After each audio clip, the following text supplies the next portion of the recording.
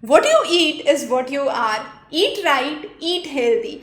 Definitely, when it comes to revising, a lot of students come and complain, I forget what I read. So, revision is one of the things that is important, but your diet also affects your study habits and your learning capabilities. It's a good idea to have fresh vegetables, fresh fruits, green leafy vegetables. Green leafy vegetables are rich sources of lutein, beta carotene, vitamin K, which is essential for your body. Then you have green tea as a good option. Green tea is a good substitute to tea and coffee. So if you have caffeine addiction, switch to green tea. It gives you higher amount of antioxidants and is actually good for your cognitive skills. Then comes nuts. So omega 3 fatty acids, any source which is rich in omega 3 fatty acid is a extremely good source, because those also have PUFA, which is polyunsaturated fatty acids, again important for your body.